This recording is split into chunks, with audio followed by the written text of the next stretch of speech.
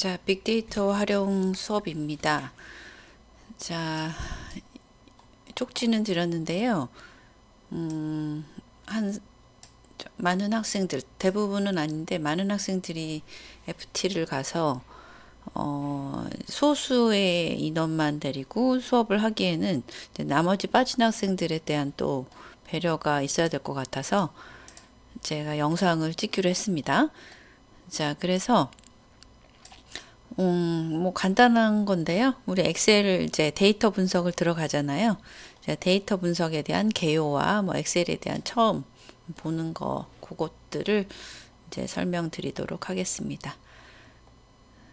자, 데이터 분석은 뭐 알다시피 데이터를 분석하는 건데 엑셀이나 여러 가지 도구들이 있어요. 자, 우리 파이썬 뒤에 가서는 파이썬으로 이제 할 거고요. 엑셀을 먼저 우리가 할 건데 엑셀이 친숙하기도 하고 지금 모든 거의 조직에서 많이 쓰이고 있기 때문에 요거를 먼저 하도록 하겠습니다. 자, 엑셀은 이런 화면이고요. 자, 엑셀은 요렇게 워크시트로 되어 있습니다. 위에는 메뉴와 워크시트, 뒤에 가서 자세히 또 설명할 시간이 있을 거예요. 자, 왜 엑셀로 이제 데이터 분석을 하는가 이잖아요. 분석 과정을 하는데 되게 쉽죠. 뭐 코드를 작성하는 것이 아니라 뭔가 우리가 친숙한 뭐 메뉴 선택이나 이런 걸로 되어 있기 때문에 친숙하죠. 사용하기 편리하고요. 그리고 일반적으로 많이 사용되는 도구이기도 하고 그래서 엑셀을 많이 사용하는데요. 자, 데이터 분석이라고 하는 거는 이제 무작정 하는 게 아니죠. 어떤 문제에 의해서 어떤 데이터가 있으면 그거에 대해서 이걸 뭘 풀어야 되는가 문제를 알아야 되고요. 그 문제에 따라서 데이터를 수집해야죠. 아무 데이터나 가져오는 것이 아니라 이 문제에 맞는 데이터, 그 문제를 풀기 위한 데이터를 정의를 하고 수집해야 됩니다. 그리고 그 목적에 맞게 분석을 해야 되겠죠. 분석을 한 이후에는 이게 잘 되었는지 다른 사람과 이제 뭐 조직원들, 구성원들과 공유를 하고 잘 됐는지를 평가한 다음에 뭔가가 부족하거나 그러면 다시 처음으로 돌아가서 할 수 있어요. 이런 게 순환 과정을 한 번 거쳤다 끝나는 것이 아니고요. 순환 과정을 거칠 수 있다라는 겁니다. 앞 단계로 돌아갈 수 있다. 부족한 점이 있거나 뭔가 더 추가해야 되거나 그럴 때 다시 앞으로 언제든지 돌아갈 수 있다라는 거죠. 자, 문제 정의가 제대로 되어 있으면 문제 정의가 제대로 되면 그 다음에는 이제 데이터를 수집하고 분석을 해야 되는데 그 문제를 일단 잘 모르고 정의하는 것을 또 뭐 소홀히 하고 이런 경우가 있어요. 그래서 이 문제는 어떤 배경으로 우리가 풀어야 되는 문제, 목적이 정해졌을 텐데 이 문제를 왜 풀어야 되는지에 대한 뭔가의 방향을 잡는 것이 중요하겠고요. 그 다음에 그 문제에서 요구하는 것이 뭔지, 이 문제를 그냥 뭐 한번 풀어보자 이런 건 아니겠잖아요. 그래서 어떤 정확한 목적, 그 다음에 내가 이 목적에서 필요한 것, 얻는 것, 우리가 얻고자 하는 것, 해결하고자 하는 것, 그런 것들이 무엇인지 정확하게 파악을 해야 되겠죠. 그래서 이 데이터 간의 연관성이나 이런 것들에서 나중에 다 영향을 줄 수가 있기 때문에 문제 정의가 잘 되어 있지 않으면 뒤에 아무리 좋은 데이터를 갖고 오거나 분석을 하더라도 필요가 없죠. 그래서 가장 먼저 이제 목적을 정해야 되고 거기에 필요한 데이터를 어디까지 언제부터 시기도 있을 거고요. 뭐 범위도 있을 거고요. 뭐 양도 있을 거고요. 이런 것들을 다 정의를 해야 되겠습니다. 그래서 이 문제를 풀기 위해서는 이제 준비물이 필요한데 무작정 문제를 막 풀 수는 없잖아요. 문제를 정의하면 그거를 풀기 위한 데이터가 있어야 되는 거죠. 데이터는 어떤 종류인지, 뭐 정의가 잘 되어 있는지, 아니면 그 어떤 정형화된 데이터인지, 아니면 우리가 저번에 배웠던 것처럼 정의할 수 없는, 정형화되어 있지 않은 비정형성의 어떤 데이터인지를 잘 파악을 해야 되고요. 그 다음에는 이제 데이터에 대한 데이터인데, 이 데이터가 잘 어떤 형식에 아니면 규칙에 맞게 되어 있는지, 그것들에 대한 뭐 형식들은 잘 되어 있는지, 이런 것들을 파악하는 것이 중요한데요. 그게 바로 메타데이터라는 것입니다. 그리고 이제 데이터의 양도 또 중요하다고 했잖아요. 양질의 데이터가 많은 양이 필요한데, 어떤 분석하는 과정에서 너무 소수의 데이터 가지고는 이게 결과가 잘 되었다고 판단을 할 수가 없습니다. 그래서 어떤 기준에, 최소한 어떤 기준에 맞는 양을 우리가 수집을 해야 되겠죠. 그리고 이제 데이터를 수집하는 방법도 굉장히 여러 가지가 있을 수 있는데요. 그거를 어떻게 수집할 것인가, 뭐 이런 거 있잖아요. 여론조사를 할 것인가, 아니면 웹 설문을 할 것인가, 아니면 가서 뭐 인터뷰를 할 것인가, 이런 것 등등이 굉장히 방법에 따라서, 데이터를 어떤 데이터를 수집하느냐에 따라서 굉장히 달라질 수 있습니다. 그래서 이런 것들을 잘 활용하고 어떤 기간 동안 해야 되는지에 대해서 굉장히 크게 영향을 미칠 수도 있기 때문에 중요한 조사 방법, 수집 방법에 또 해당이 되고요. 그 다음에 이런 데이터를 만약에 했으면 이 다양한 데이터로 바라봐야 되는 거죠. 일단 데이터를 봤는데 너무 편견 있게 이미 결정을 내리고 나서 그냥 요거는 형식상으로 뭔가를 하거나 그러면 안 된다는 거죠. 다양한 시각, 여러 가지 방면으로 이제 파악을 해봐야 된다는 것입니다. 방법. 그 다음에 이제 데이터를 이제 탐색하는 과정인데요. 데이터 전체를 한번 훑어보는 거죠. 뭐 오류가 있는지, 이렇게 빠진 데이터가 있을 수도 있거든요.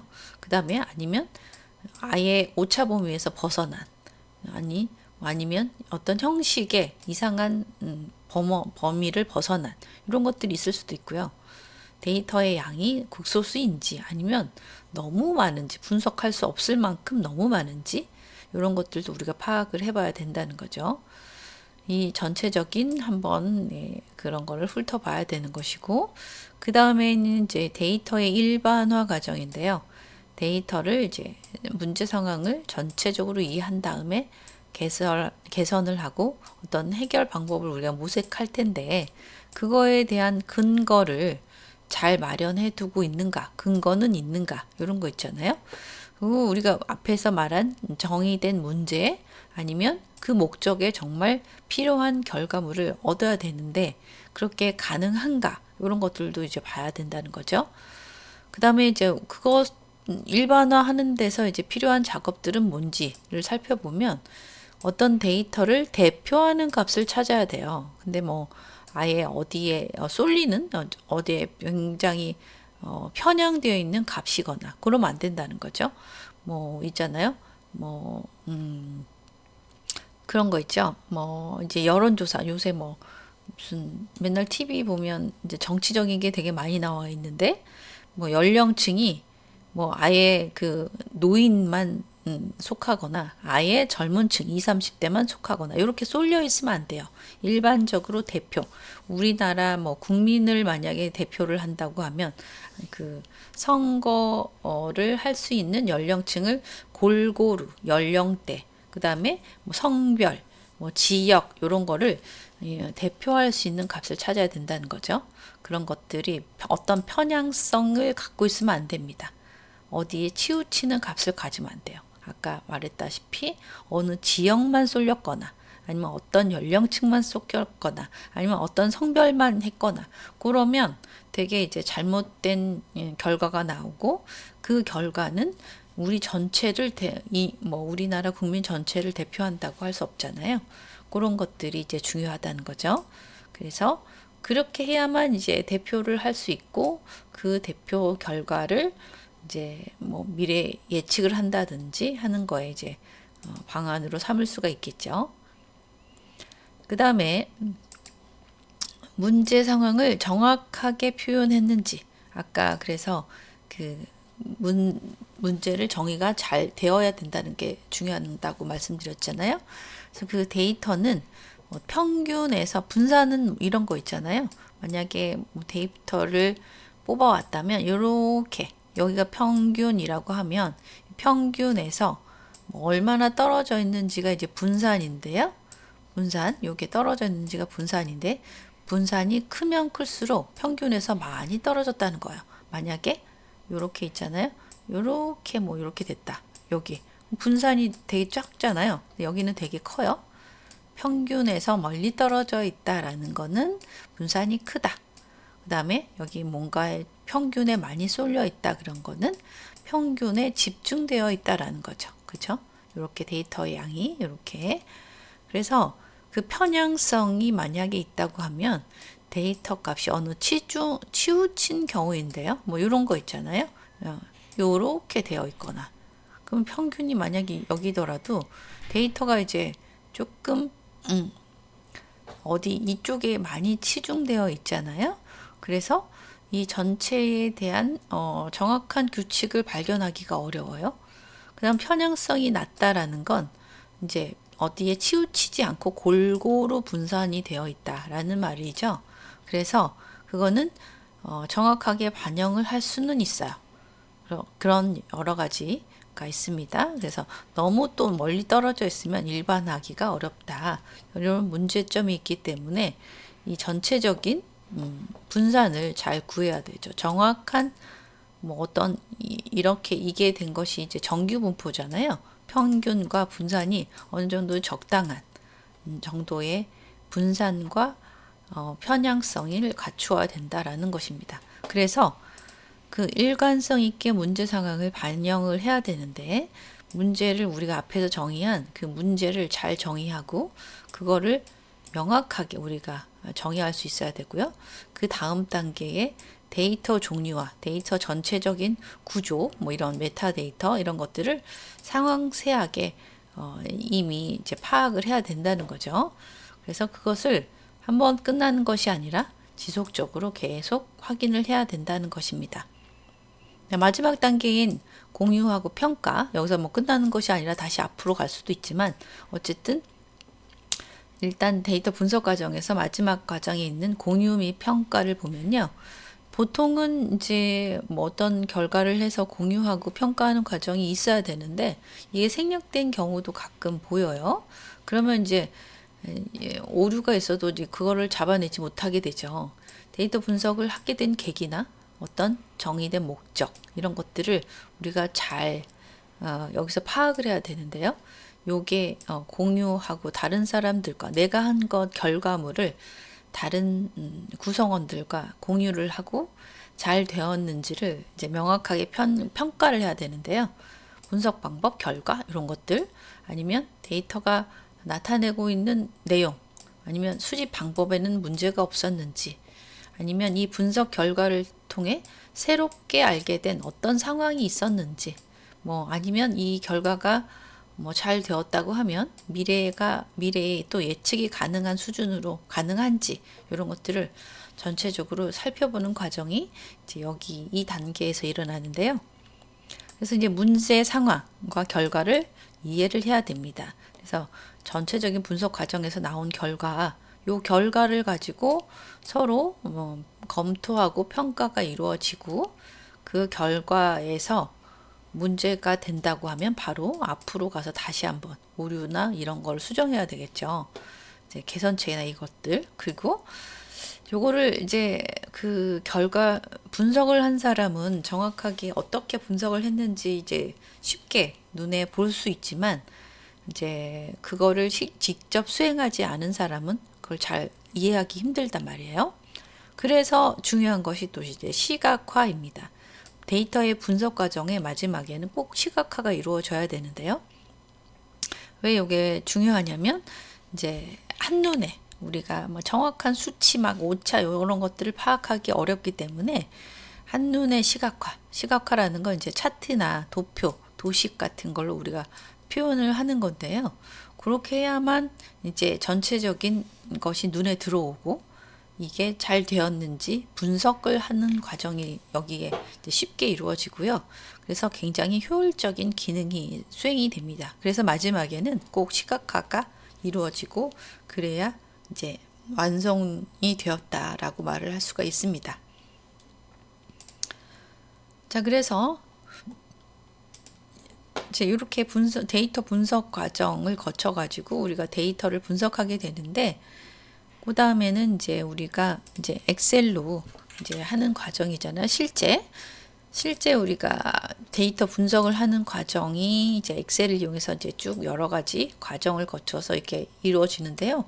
여기 시각화하는 과정이 마지막에 이루어지는 것입니다. 여기서 기본 오늘은 이제 데이터 분석이 뭔지를 봤고, 그 다음에 데이터 기본 사용법 오늘 제 영상에서 이제 다룰 건데요. 그 다음부터 여러분이 실습을 했을 때 이제 데이터를 실제로 다루는 것을 우리가 할 건데요. 자, 엑셀 화면을 한 번씩 보겠습니다. 이제 엑셀은 여러분이 접해 보셨을 수도 있고, 뭐 이제 정확하게는 모를 학생들도 있을 텐데요.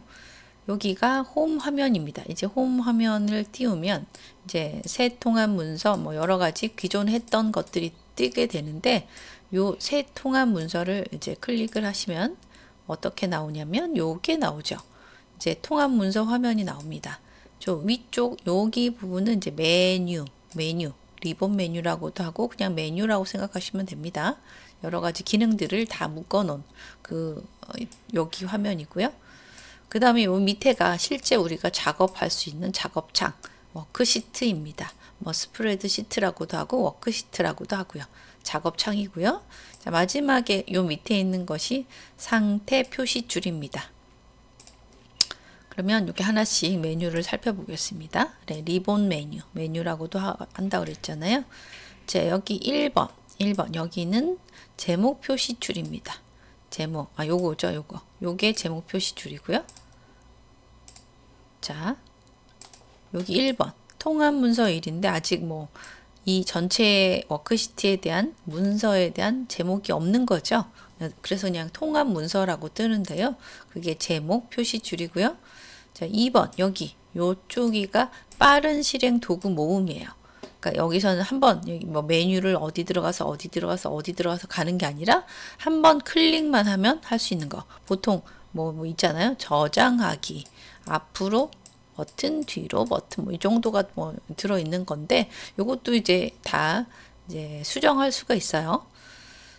자, 그리고 이제 전체적으로 메뉴라고 했는데요. 요 메뉴는 탭으로 나눠져 있습니다. 이렇게 탭, 파일 탭, 홈 탭, 삽입 탭, 페이지 레이아웃, 수식, 데이터, 검토, 보기, 도움말 이렇게 해가지고 탭으로 구분되어 있어요. 그래서 메뉴 탭이라고도 하고요. 그 어떤 메뉴 탭을 만약에 파일을 눌러주면 이게 홈인 것 같은데, 홈 탭에 있는 여기 밑에 하위에 기능 그룹들이고요. 여기가 다 그룹들입니다. 이렇게 그룹, 글꼴 그룹, 클립보드 그룹, 맞춤 그룹, 뭐 여기는 표시 형식 그룹, 스타일 그룹, 이렇게 셀 그룹, 편집 그룹, 이제 그룹으로 또 묶여 있잖아요. 그리고 오른쪽 밑에 조그맣게 어떤 표시냐면 이렇게 화살표가 이렇게 되어 있는 게 있어요. 걔를 클릭을 하면 이제 정확한 이제 확장 기능의 창이 또 이렇게 뜨게 됩니다. 그것이 이제 확장 표시고요. 그 다음에 이제 4번이 이제 여기에 리본 메뉴를 조절할 수 있게끔 하는 것입니다. 보여지게도 하고 숨길 수도 있고 하는 거. 그 다음에 5번은 창 조절인데요.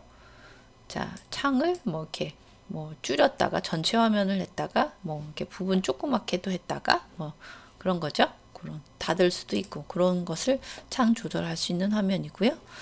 자, 그 다음에는 이제 워크시트인데요. 우리가 작업창이죠. 작업창에서 여기 맨 왼쪽 여기에 해당하는 거는 셀 주소 창입니다. 셀 주소가 뭐냐면 요 각각을 다 조그만한 네모 박스들 있잖아요.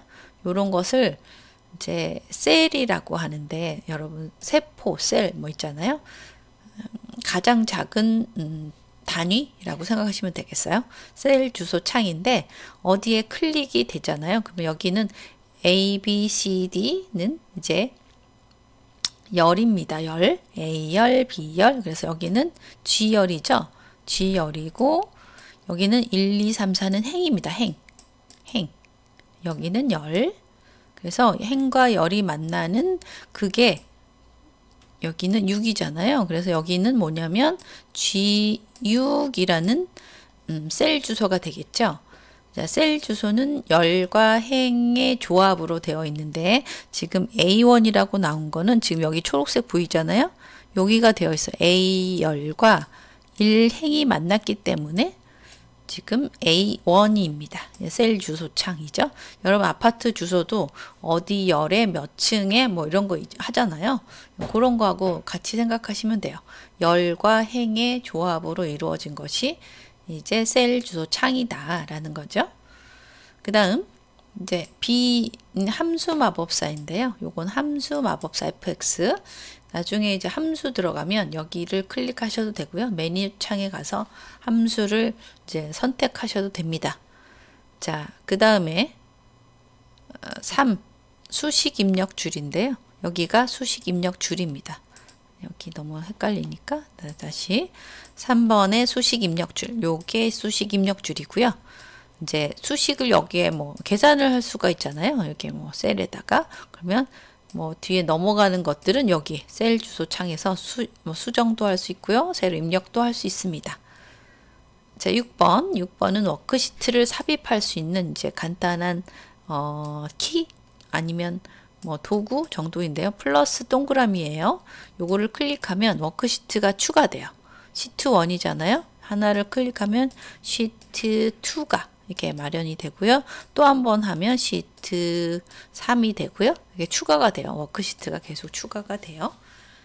그런 것이 워크시트를 삽입할 수 있는 뭐라고 할까요? 조그만 키 아니면 조그만한 어떤 도구일까요? 네.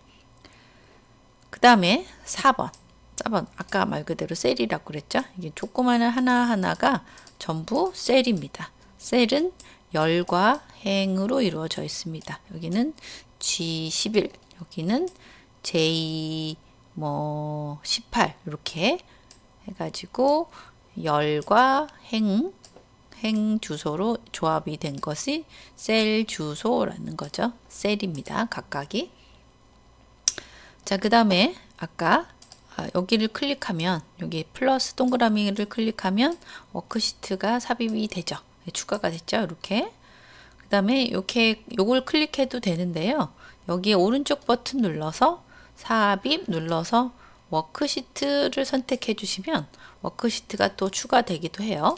그래서 요걸 간단하게 누를 것이냐 아니면 이렇게 메뉴로 이용해서 뭔가를 워크시트를 추가할 것인가 둘 다 가능하다는 얘기입니다.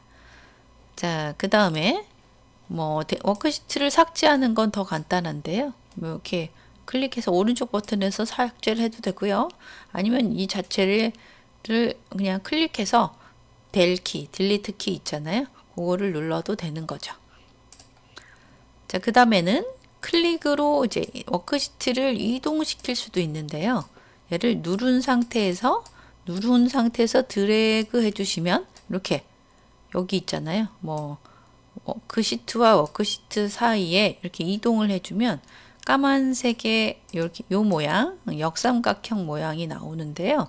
여기에다가 이렇게 놓고 마우스를 떼면 이렇게 이 워크시트 1이 있던 것이 이렇게 이동이 되는 거죠.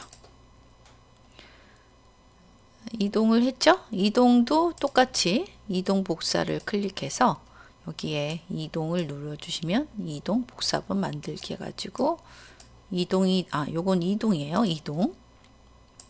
자, 이동은 이렇게 어디로 옮길 것인가, 끝으로 할 것인가, 어디 다음으로 옮길 것인가, 다음 시트를 클릭해 주시면 되는 거고요. 자, 그래서 이동이 됐죠. 그 다음에 복사도 가능한데요. 워크시트를 복사해서 작업을 동시에 진행해야 될 수도 있잖아요. 그러면 얘를 컨트롤 키를 누른 상태에서 마우스로 클릭해서 드래그 하잖아요. 얘를 누른 상태에서 컨트롤 키를 같이 눌러요. 얘를 누른 상태에서 클릭한 다음에 이동을 하죠. 그러면 시트 1은 그대로 있고요. 시트 1의 2 복사본이 만들어지는 겁니다. 다음은 메뉴로 이용할 수도 있는데요. 얘를 클릭하고 오른쪽 버튼 누르면 이동 복사가 있어요. 아까는 이동이었잖아요. 여기는 이동을 했고 지금은 복사를 하는 건데 여기에 복사본 만들기를 체크해 주시면 돼요. 이렇게 체크해 주시면 똑같이 복사본 만들기에 체크, 복사본이 하나, 두 개, 그러니까 시트 1에 2가 만들어졌죠. 자, 그렇게 만들 수 있고 그 다음에 워크시트 이름도 바꿀 수 있는데요. 이름 간단하게 더블 클릭할 수도 있어요. 더블 클릭해서 그러면 여기가 이렇게 음영 표시가 되잖아요. 그러면 거기에 교양일 이렇게 만들 수도 있고 똑같이 오른쪽 버튼 이렇게 오른쪽 버튼 눌러서 이름 바꾸기에 이렇게 하셔도 되고요. 더블 클릭해서 이름을 바꿔도 되고요. 두 가지 방법이 있습니다. 자, 뭐 셀 선택하는 건 뭐 간단해요. 이렇게 선택 클릭만 해주시면 되는 거고요.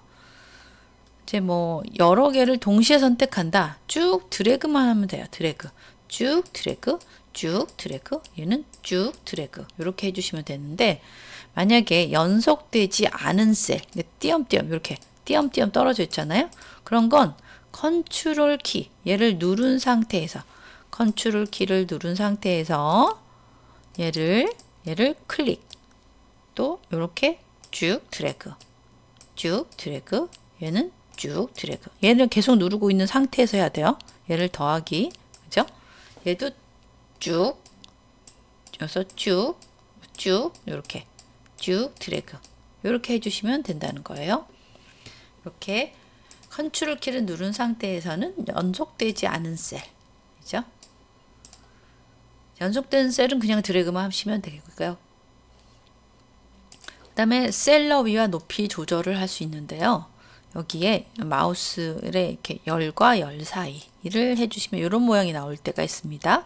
그러면 이렇게 드래그를 해도 되고요. 드래그를 하거나 아니면 오른쪽 버튼을 눌러서 오른쪽 버튼 눌러서 열너비, 여기에 오른쪽 버튼을 눌러 열너비를 이렇게 숫자로 바꿀 수도 있다 라는 거죠. 뭐 그 다음에 열과 행을 또 추가하기도 하고 삭제할 수도 있습니다. 자, 오른쪽 버튼 눌러서 삽입, 삭제 다 가능하고요. 일부를 또 추가할 수도 있어요. 뭐 여기에 한 행만 추가한다, 한 열만 추가한다 그러면 아래로 밀고 뭐 그렇게 하겠죠. 삭제 간단하고요. 그 다음에 숨기기 기능이 있는데요. 뭐 선택을 하다가 이제 너무 복잡하거나 너무 많은 경우 효율적인 작업을 위해서 열이나 행을 숨기게 할 수가 있어요. 그러면 쉽게 눈에 보이겠죠. 이렇게. 그 다음에 셀을 병합할 수도 있습니다. 여러 가지 셀을 한꺼번에 이렇게 하나의 셀로 만들 수도 있어요. 병합하고 가운데 맞춤은 여기 있습니다. 이렇게 많이 쓰이는 기능이기 때문에 여기 있어요. 보통은 이렇게 제목 같은 경우는 이 전체 테이블을 한꺼번에 다 포함하는 거죠. 틀을 고정시킬 수도 있고요. 테두리나 이런 것들은 그때 수업 시간에 우리가 다 해보죠. 여러 가지 굉장히 많은 종류의 테두리를 바꿀 수도 있습니다. 배경 색도 넣을 수도 있고요. 글꼴 맞춤이나 이런 것도 있고요. 자, 여기까지 쭉 이제 엑셀 시작부터 해가지고 전체적으로 이제 틀이나 행, 셀 같은 것들을 편집하고 관리하는 것을 해봤습니다. 이제 실습 시간에 직접 하나씩 해보도록 하겠습니다. 여기까지 할게요.